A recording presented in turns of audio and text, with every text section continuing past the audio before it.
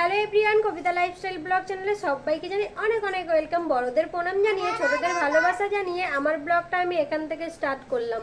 তো বন্ধুরা, টাইটেল আর থাম্বনেল দেখে তো তোমরা অলরেডি বুঝেই গেছো আজকের ভিডিওটা কি হতে চলেছে। হ্যাঁ, রেগুলার একটা রান্না, তো সেটাই আজকে শেয়ার করব। ভিডিওটা ভালো লেগে থাকলে অবশ্যই like comment share and subscribe করে দিয়ে আমার পাশে থাকবে। পাশে থাকা বেল আইকনটা অবশ্যই অল পেস্ট করে দেবে, ঠিক আছে, যাতে করে আমি ভিডিও পোস্ট করলে সবার প্রথমে তোমার কাছে নোটিফিকেশন যায়।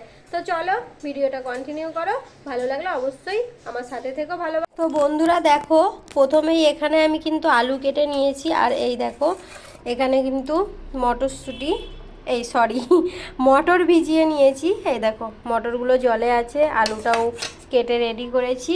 আর এই দেখো এখানে কিন্তু এই যে এইটা পেঁয়াজ কেটেছি, রসুন আদা, এটা দিয়ে রান্না হবে ঘুগনি।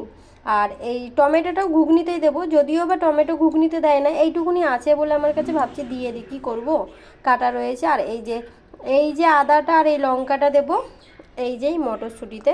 আমার কিন্তু মটরশুঁটি এইটুকু ঘরে আছে, তবে এইটুকু না, তোমাদের দাদাভাই নিয়ে আসবে, তারপরে কিন্তু আমি আবার মটরশুঁটি সব ছাড়িয়ে নিয়ে একসাথে তৈরি করব এটা।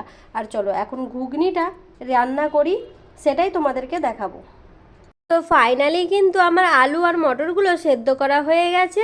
আর এদিকে মশলাও পেস্ট করে নিয়েছি, কড়াই বসিয়ে দিয়েছি, গরম হয়ে গেছে, তাতে তেলও দিয়ে দিয়েছি, দুটো তেজপাতা, একটু হালকা জিরো ফোড়ন দিয়ে দিয়েছি। তো এবার চলো মশলাটাকে ঢেলে দিয়ে সুন্দরভাবে কষিয়ে নেব।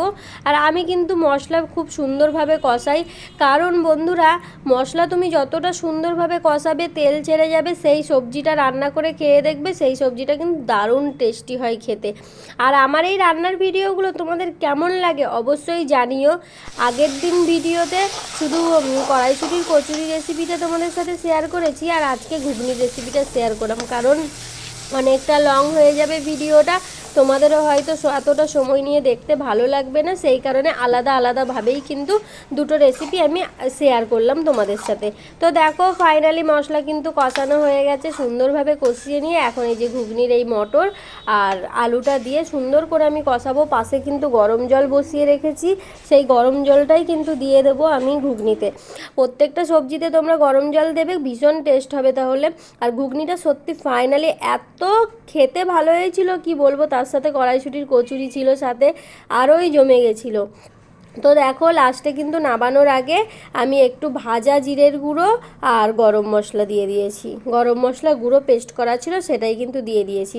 আর তোমরাও অবশ্য নামানোর আগে একটু ভাজা জিরের গুঁড়ো আর গরম মশলা দেবে, তাহলে না সেন্টটা এত সুন্দর ছাড়বে আর দারুণ টেস্ট লাগবে খেতে। ভিডিওটা কেমন লাগলো